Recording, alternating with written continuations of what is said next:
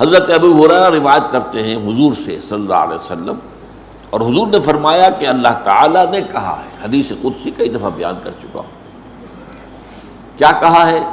من عادی لی ولیا فقد آذنتہ بالحرب، جس شخص نے میرے کسی ولی کے ساتھ دشمنی رکھی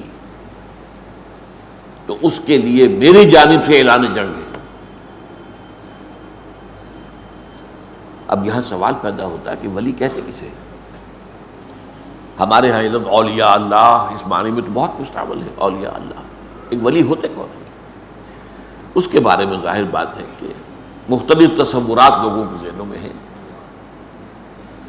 ولی وہی ہوتا ہے جس سے کچھ خارق عادات باتیں ظاہر ہو جائیں، کرامات ظاہر ہوں، جو کچھ غیب کی باتیں بھی بتا دے، مستقبل کی باتیں بھی بتا دے، بہرحال اس کی زندگی میں شریعت کی بھی پیروی موجود ہو، نظر آ رہی ہو، اس کا لباس، اس کی وضاحت وہ بھی سنت کے بہت قریب ہو۔ یہ تصورات ہمارے ذہنوں میں ہیں، ٹھیک ہے، لیکن سب سے پہلے گہرائی میں سمجھیے ولی ہوتا کون ہے، اور اس سے بھی پہلے یہ کہ یہ جو ولایت کا رشتہ ہے یہ یک طرفہ نہیں ہے۔ اللہ اہل ایمان کا ولی ہے اور اہل ایمان اللہ کے ولی ہے، یہ دو طرفہ معاملہ ہے۔ اللہ اہل ایمان سے محبت کرتا ہے اور اہل ایمان اللہ سے محبت کرتا ہے، دو طرفہ معاملہ ہے۔ تو ولی کو سمجھنے کے لیے میں نے جو آپ کو دو آیتیں سنائی ہیں، ایک سورہ بقرہ میں آیت الکرسی کے فوراً بعد جو آیت آئی ہے، اللہ ولی الذین آمنوا یخرجہم من الظلمات الی النور، اللہ تعالیٰ اہل ایمان کا ولی ہے، دوست ہے، ساتھی ہے، مددگار ہے، پشت پناہ ہے، یہ سارے الفاظ جمع کر لیں آپ تو لفظ ولی بنے گا۔ اللہ ولی الذین آمنوا، اللہ ولی ہے اہل ایمان کا، اور اس کا ظہور کیا ہوتا ہے؟ یخرجہم من الظلمات الی النور، وہ نکالتا رہتا ہے اہل ایمان کو تاریکیوں سے نور کی طرف۔ یہ تاریکیوں سے نور کی طرف آنا یہ کوئی ایک سڈن ایکٹ نہیں ہے، یہ تدریجی ہے، گریجول ہے۔ اس کا آغاز تو اسی سے ہو جائے گا جب کسی شخص نے زبان سے کلمہ شہادت ادا کیا، اشہد ان لا الہ الا اللہ وحدہ لا شریک لہ واشہد ان محمدا عبدہ ورسولہ صلی اللہ علیہ وسلم، یہاں سے وہ رشتہ شروع ہو گیا۔ لیکن اس رشتے میں پھر ترقی ہوتی ہے، یہ آگے بڑھتا ہے تدریجاً۔ اسی طریقے سے وہ ایک ظلمت میں سے نکل کر تو نور میں آ گیا، کفر سے، شرک سے، لیکن پھر اس کے بعد ابھی تو اور بہت سے پردے ہیں جنہیں چاک کرنا ہوگا، جن میں سے نکلنا ہوگا اور اس نور کے اندر اضافہ ہوگا، جیسا کہ سورہ تحریم میں فرمایا ہے کہ قیامت کے دن جو اہل ایمان ہوں گے ان کا نور ان کے آگے اور داہنی طرف بہتا ہو، جو دوڑتا ہوگا، اب وہ کہیں گے ربنا اتمم لنا نورنا واغفر لنا انک علی کل شیء قدیر، پروردگار ہمارے لیے ہمارے اس نور کو کامل فرما دے۔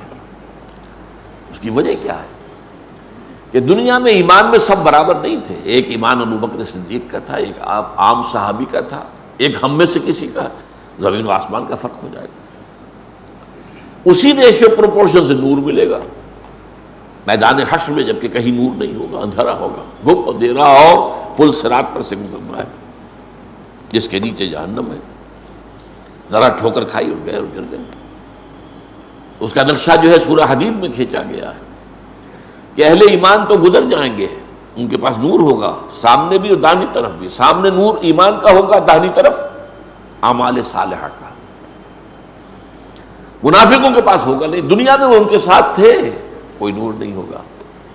اور وہ اہل ایمان سے کہیں گے انظرونا نقتبس من نورکم، بھائی ذرا آرام سے ٹھہر کر چلو، تمہاری روشنی سے ہم بھی فائدہ اٹھا لیں، ہمارے پاس تو نہیں ہے۔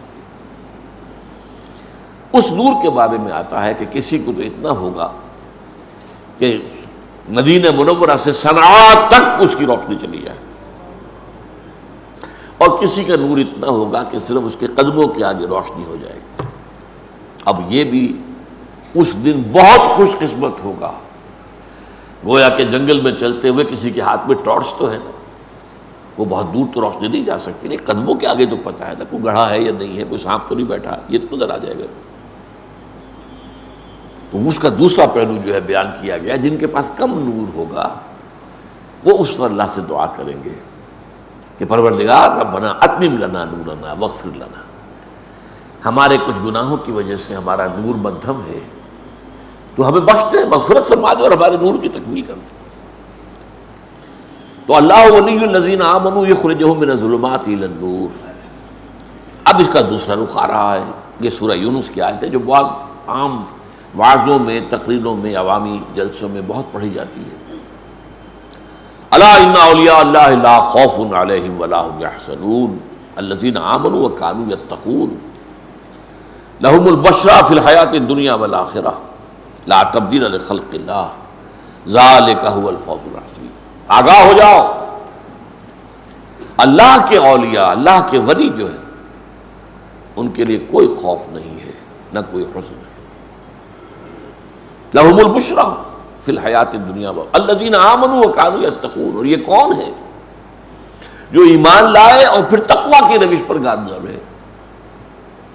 لہم البشریٰ فی الحیات الدنیا والآخرہ، ان کے لیے بشارتیں ہیں دنیا کی زندگی میں بھی اور آخرت میں بھی۔ لا تبدیل لخلق اللہ، یہ اللہ تعالیٰ کی تقدیر ہے، اس کی خلق کی ہے اسی اصول پر۔ ذالک هو الفوز العظیم، اور یہ مقام جس کو حاصل ہو گیا تو یہ بہت بڑی کامیابی۔ اب اس کا تجزیہ کیجیے، یعنی ولی کون ہے اس کو ڈیفائن کر دیا۔ الذین آمنوا وکانوا یتقون، وہ لوگ جو ایمان لائے اور انہوں نے تقوی کی روش اختیار کی۔ ایمان لائے کا مطلب ابھی میں نے بیان کیا، پہلا قدم تو ہو گیا شہادت، وربل اٹیسٹیشن۔ دوسرا قدم دل میں یقین پیدا ہو جانا۔ وَلَمَّا يَدْخُلِ الْإِيمَانُ فِي قُلُوبِكُمْ، بہت مرتبہ یہ آیت آئی ہے سورہ حجرات کی میرے بیان میں۔ ابھی تک ایمان تمہارے دلوں میں داخل نہیں ہوا، یہ بدو دعویٰ تو کر رہے ہیں لیکن یہ اسلام لائے ہیں، ایمان ابھی نہیں لائے۔ ایمان تو تب ہوگا جب کہ دل کے اندر یقین پیدا ہو۔